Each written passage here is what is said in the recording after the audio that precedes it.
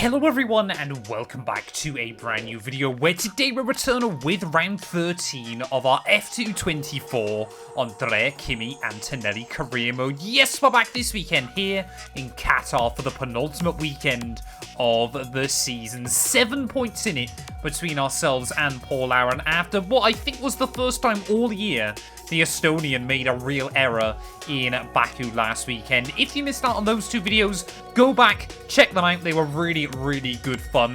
It is still a 3-car race for the championship. I believe now mathematically Gabriele Bortoleto is officially out of the fight. 78 points available, but I believe he hasn't won a single sprint race, feature race this year, and I think we have 2 to our name, so we would take it on countback anyway against him. Plus, it means we only need to score 1 point between now and the end of the year anyway, and Bortoleto would be knocked out of that title fight. But yeah, I think this weekend, Ollie Behrman, he's just going to be looking to try and keep himself in the hunt. That gap needs to be down to just 39 points when we head to Abu Dhabi next weekend. And if Behrman, can take 1 point out of us here, then that fight will keep going on. But yeah, get yourself subscribed if you're new. We're trying to hit 140,000 subs by the end of the year. Of course, the real life F1 season is over.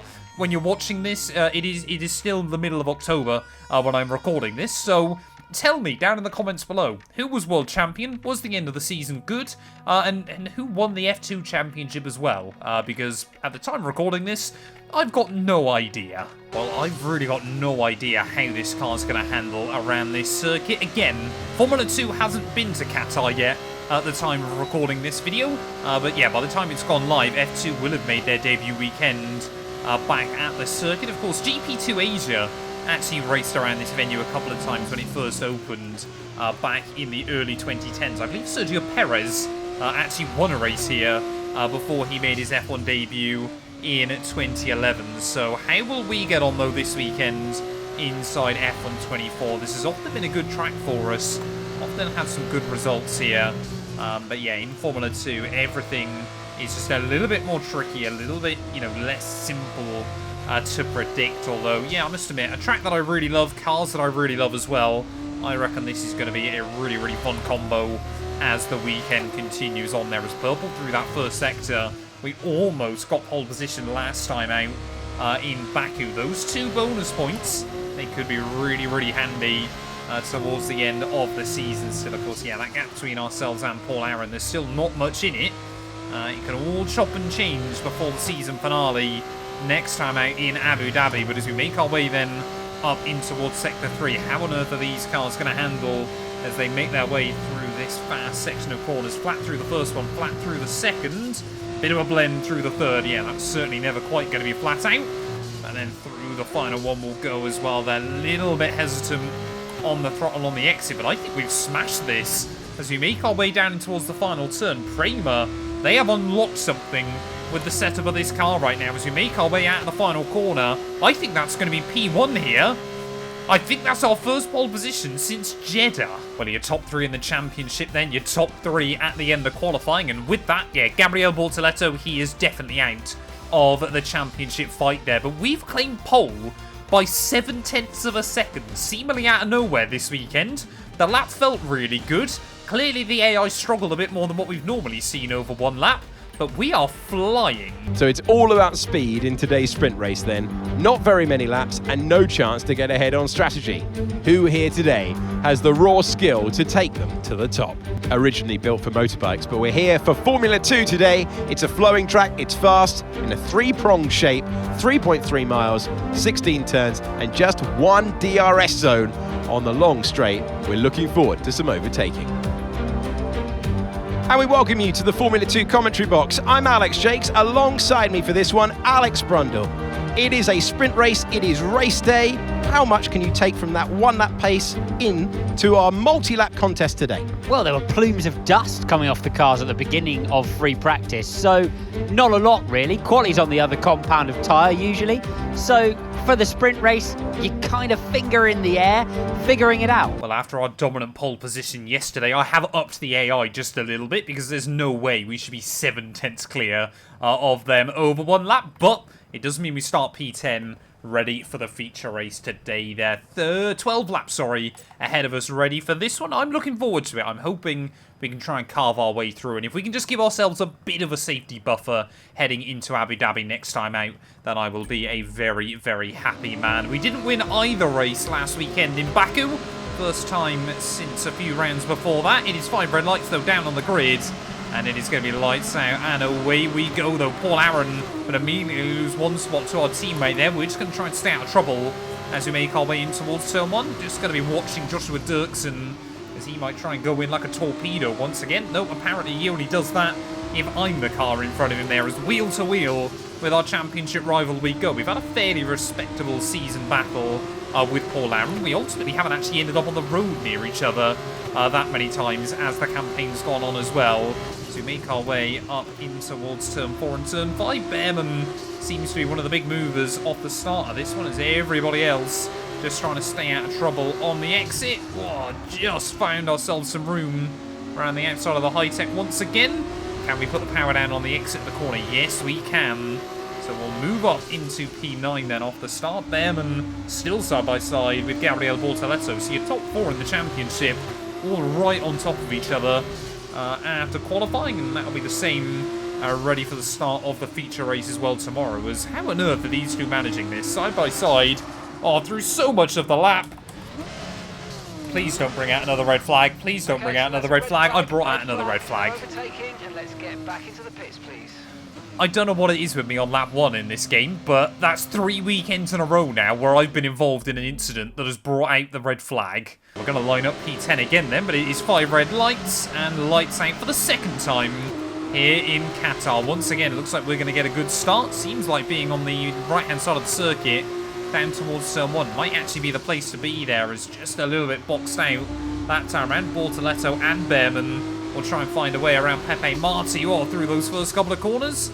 And that time around, Behrman as well, just struggling to put the power down on the exit of turn 2. Will our teammate once again just go wheel to wheel with other cars through the first few corners? It looks like that's going to happen there, as at the front of the order. I think that might be Ritomo Miata that has jumped to the lead then. Didn't actually remember who ended up claiming pole position ready for this. It's all wanted to have a look around the outside of Pepe Marti. That'll actually leave us vulnerable to Paul Aron through the next corner as well, where luckily we'll all keep it a little bit more tidy this time round.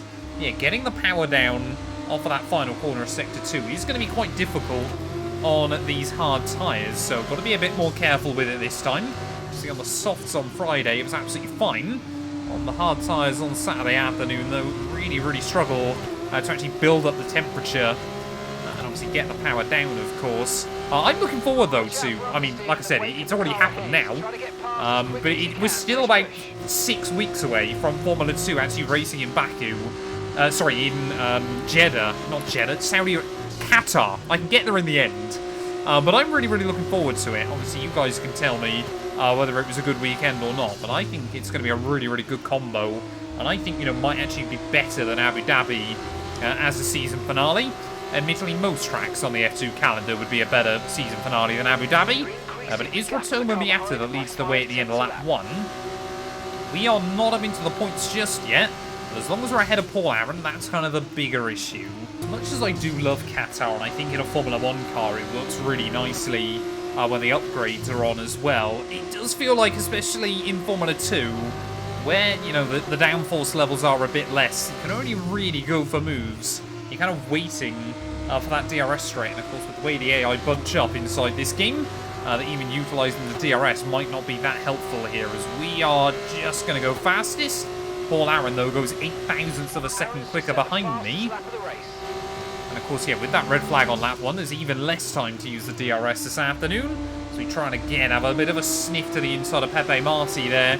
He's struggling for power off the exit turn 1 and turn 2. So we'll throw the car down the inside into that second apex. Make sure we're giving the room on the exit. You will get the drive off of the corner.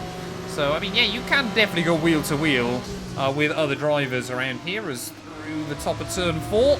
Just so I keep the car between the white lines. And I think Pepe Marti, just admits defeat there. Up into 8th place we go. And into the final points paying position. But if it's something you guys would be interested in, I could maybe try and make some setups for these cars as well.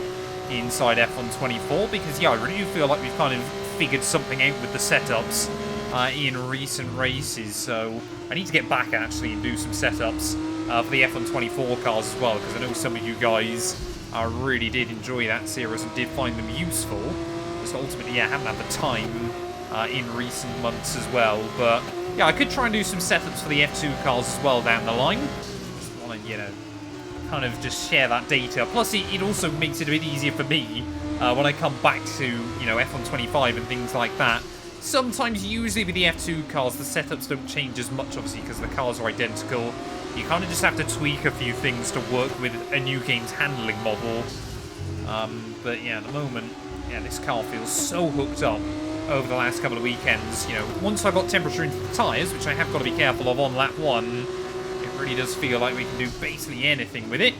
There's Behrman there still just trying to defend from us. You know, I think at this stage of the campaign, you've got to be thinking about your own championship, especially now we are in the lead. As long as we don't take each other out or anything like that between now and the end of the season and potentially hand it over to Paul Aron, I think, you know, Behrman's got to be kind of focused on his own interest, because, you know, he wants to go into Abu Dhabi, even if it's just with a slim shot, but a shot nonetheless at that World Championship there, as we get a fantastic drive off of the penultimate corner there. We're going to be wheel to wheel with our teammate through that final turn. Not quite got the grip on the outside there, but we'll cut back on the exit. And now Behrman, I think you just want to try and push me towards that inside wall. Definitely seems like the AI have got a bit more straight line speed, as here comes Pepe Marti back down in towards turn 1 as well, 3 wide in towards that first corner, and somehow down the middle might be the best line for it, and we will make it work, and up into 7th place we go then. So Behrman, I'm sure, will not be happy about that one, but 3 wide and we come out on top. Qatar with its 1 DRS zone, though, does mean you have to be a bit more decisive with your moves, but we just seem to have extra speed and confidence through that final sector of the lap there, as we're about to start lap 8 of this race. New fast lap of the day once again. And Bortoletto now feeling the pressure. The World Championship is gone. His hopes and dreams of that one are over. Our reigning F3 champion won't make it back-to-back titles in the junior categories, but not going to stop him getting his elbows out here as well this afternoon, as I think this guy is seriously going to be a threat in the future. You know, at the time of recording this, he's leading the F2 campaign. Whether, obviously, you guys will know whether he's won it or not by the end of the year, but I genuinely see Gabriele Bortoletto being a future star of Formula 1, you know, up there with, you know, your Leclercs, your Piastris, your George Russells. It's a very exclusive club of drivers that win back-to-back in Formula 3 and Formula 2. But I'm going to call it now. Like I said, you guys will know, and you can tell me if I'm wrong. I think Bortoletto will wrap up the F2 Championship in 2024. The problem for the AIs, they just don't seem willing to use all of the curbing around here. Of course, you know, these curbs, they are quite serrated. They can be quite aggressive on the tyres, but especially through that final sector, they're not bad. They feel fairly flat. Or that was not what I wanted to do. Colapinto there, just a little bit of a lock-up. He opened the door. I kind of felt like we had to go for it. He then slams that door straight back in our face. And that might mean we'd lose the ground now to Joshua Dirksen a little bit further up the road. I mean, Dirksen, he's been always seemingly fighting right towards the front. But still, yeah, doesn't end up with many points to show for it. He's in the top half of the championship. I think that's better than a lot of us thought he'd do. So Colapinto again. He's just desperate to try and keep us at bay. And he's doing a good job for now. Come on then, Colapinto. Let's see if we can try and get the run on him out of that final corner once again. The AI, I think they're running slightly lower downforce than me this weekend. So, yeah, that short-lived extra speed we had for a couple of weekends seems to have evaporated. But luckily, turn 1 here, you can really try and dive it in. Wedge the car over that apex and it'll carry you through on the camber. I mean, we're pretty much nose to tail all the way down to about P11, P12 still. But it is Hauger that is up into the lead of this race. I'm sure Miata, he would love to bag a win. It's definitely curb usage the AI struggle with around this venue, and especially the AI. They're definitely their strongest aspect on this game in these cars. It is the low-speed traction. There aren't really any low-speed corners around this circuit, with maybe the exception of the hairpin towards the end of Sector 1. So it really does help us out, actually, quite a lot around this venue, that we know we can just try and push on and close in that little bit more. There's just see throwing the car over the curbs through that final corner. 2 laps to go here from Qatar. 7.3 seconds. And Miata will try and make the move back to the lead of the race there. Helga, no choice but to just slot back into P2. So you can see Joshua Dirksen there down towards Sturmon. We've got yellow flags out for another driver. A little bit further back, I think that might be Amory Cordial that is out of the race. And after his feature race success last weekend, yep, Cordial crashing back down to reality this time out. He is out of the sprint race here in Qatar, but can we do anything against Joshua Dirksen in these final couple of laps? We'll have a look down the inside into the hairpin and comfortably sail it on in and into P4 there. I'd love to try and get a trophy. Like I said, if we can go into Abu Dhabi with like a 15-20 point buffer over Paul Aron, and then I'll feel a lot more confident because, you know, Abu Dhabi has often actually been a track where I've not done that well in FIA Formula 2 there. But as we try and navigate our way through to start the last lap of this race, look at the AI through this final sector. Look just how hesitant they seem to be to really utilise the track width there. You've got to blend through the first part of the corner there. Again, just a tiny little lift through the second. But they barely want to get half the car over that curbing. We're willing to risk a lot more of it and just try and shut the car through. As on the exit, we're again going to get a nice run.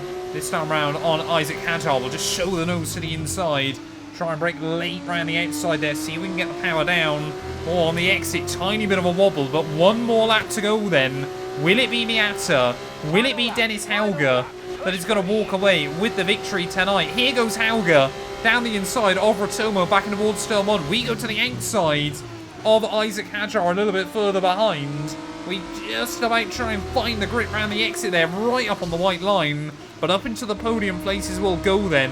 And we have carved our way through the order in this sprint race here tonight in Losail. Will Miata be able to do anything though against Helga on this final lap? Can he try and look for a move anywhere through this complicated middle sector? Or can we try and go for a move on the Japanese driver as well?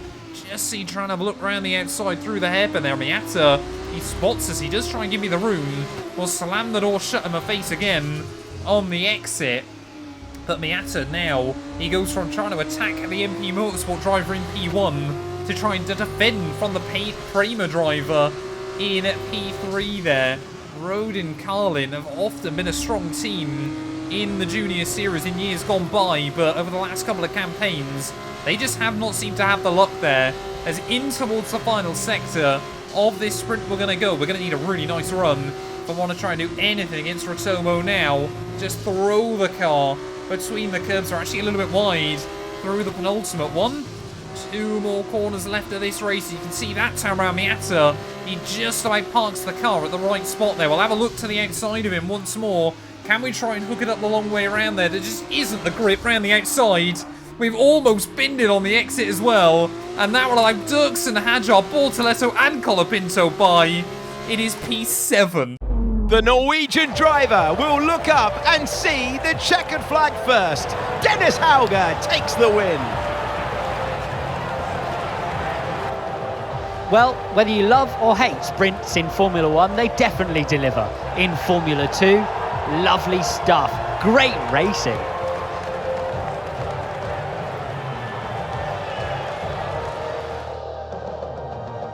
And look at that, they're making their way out onto the podium now. Great race from the MP Motorsport team, and I'm very happy to see them up there on the top step of the podium.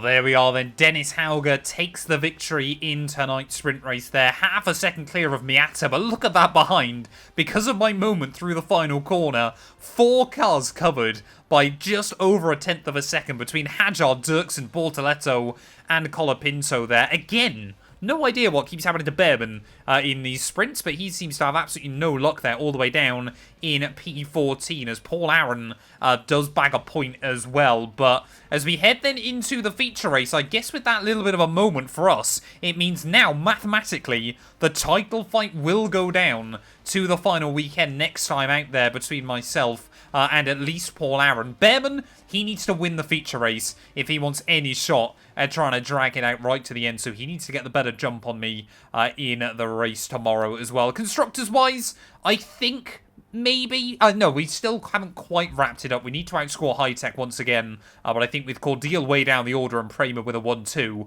I think we are going to wrap that up as well in tomorrow's feature race. Thank you all so much for watching this video. If you have enjoyed, please do make sure to leave a like, get yourself subscribed, and we'll be back ready for the feature tomorrow afternoon.